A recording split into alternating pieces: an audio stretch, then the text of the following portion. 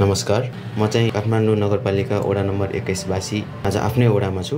1 घण्टा पनि नलाग्ने कामको लागि 1 हप्ता लगाएर 4 पटक वडा धाएर जन्म दर्ता बन्द रहेछ। पहिलो पटक चाहिँ म मङ्गलबार वडामा जाँदाखेरि चाहिँ सचिवजी हुनुहुन्न, भोलि आउनु भनेर फर्काउनु भयो। दोस्रो दिन बुधबार 11:30 बजेतिर सचिवजी आउनु भएको छैन भन्नुभयो। फेरि कतिखेर आउनुहुन्छ त भनेर बुझ्दाखेरि ठेगान हुँदैन भनेर फर्काउनु भयो। पछि मैले इन्टरनेटबाट उहाँको नम्बर खोजेर सचिवजीलाई फोन गरेर लगभग दिउँसो 1:30 बजेतिर वडा पुगेर उहाँको साइन गराएर टोक लगाएर फर्म बुझाउन जाँदाखेरि आज बन्दैन, तपाईँको सोमबार मात्रै हुन्छ भन्नुभयो। म पुगेको बुधबार, शुक्रबार खोइ के को बिदा थियो अरे, आइतबार पनि बिदा, त्यही भएर सोमबार भन्नुभयो। के को लागि चाहिँ सोमबारसम्म त भन्दाखेरि जन्म दर्ता बनाइदिने स्टाफहरू उहाँहरू चाहिँ सबै बिदामा हुनुहुन्छ अरे। 3 जना हुनुहुन्थ्यो अरे, 3 जना बिदामा छ अरे। एकजना चाहिँ पहिल्यैदेखि बिदामा, अर्को चाहिँ खोइ कहाँ जानुभएको अरे, अनि अर्को एकजना स्टाफ चाहिँ नि उहाँको ससुरा बित्नु भएको भएर अब के गर्न सकिन्छ त भन्दा फर्मको पछाडि नम्बर लेख्नुहोस्, फोन आएपछि मात्रै आउनु, नभए नआउनु, किन भन्दाखेरि धेरै कामहरू पेन्डिङ छ,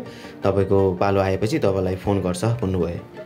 सोमबार दिनभरि कुर्दा पनि फोन आएन। मङ्गलबार पुगेँ। मङ्गलबार वडामा पुगेर सोद्धा हिजो तपाईँ आउनु भएन, हिजै बन्द थियो भनेर भन्नुभयो। तपाईँले आफैले कल गरेपछि मात्रै आउनु, त्यसै नआउनु भन्नुभयो भएर म नआएको भन्दा उहाँको एन्सर मैले फोन गर्न त लागेको थिएँ, वडाको फोनै बिग्रेको छ। अब सुन्नुहोस् है, अब बच्चाहरूले एन्सर दिने जस्तो कि होमवर्क किन गरेन भनेर सोद्धा कपी नै ल्याउन बिर्सेँ भने जस्तो भइहाल्यो नि। यस्तो पनि एन्सर हुन्छ त, 24 घण्टा भित्र पनि बनाउन नसकिने। त्यसपछि फेरि अब ठिकै छ नि त, आज त बन्छ नि भनेर सोद्धा आज त बनिहाल्छ नि भन्नुभयो। तर एकछिन बस्नुपर्छ, बनाइदिने कर्मचारी आउनु भएको छैन भन्नुभयो। 10:15 हुँदा पनि आइपुग्नु भएन।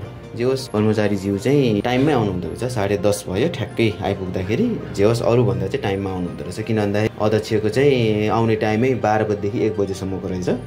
जे होस् उहाँभन्दा चाहिँ अलिक चाँडै आउनुहुँदो रहेछ। उहाँ आउनु भइसकेपछि 10 मिनटमा त मेरो बच्चाको जन्म दर्ता मेरो हातमा आइसकेको थियो। त्यसपछि सचिवज्यूको साइन गड्डामा लेखेर मैले साइन गरेपछि काम सकिँदो रहेछ। लगभग मेरो काम 20 मिनटमा सकियो। आधी घन्टामा सकिने, ल म्याक्सिमम राख्यो भने ल 1 घन्टै राखौँ न। म 4 चोटि पुगेर 1 हप्तामा चाहिँ मेरो हातमा बल्ल जन्म दर्ता पर्यो भनेपछि अब सरकारी अफिसमा भनेर त केही काम लाग्ने होइन। उहाँहरू त्यस्तै नै हो, पहिलेदेखि चलिआएको चलनै हो। त्यही भएर चाहिँ 21 वडावासीहरूलाई चाहिँ केही काम गर्नु छ भने चाहिँ जे होस् 1 हप्ताको समय निकालेर चाहिँ नि वडामा जानु होला। अरू त त्यस्तो केही छैन। अब त्यही हो, हाम्रो 21 वडा, राम्रो 21 वडा, प्यारो 21 वडा। धन्यवाद।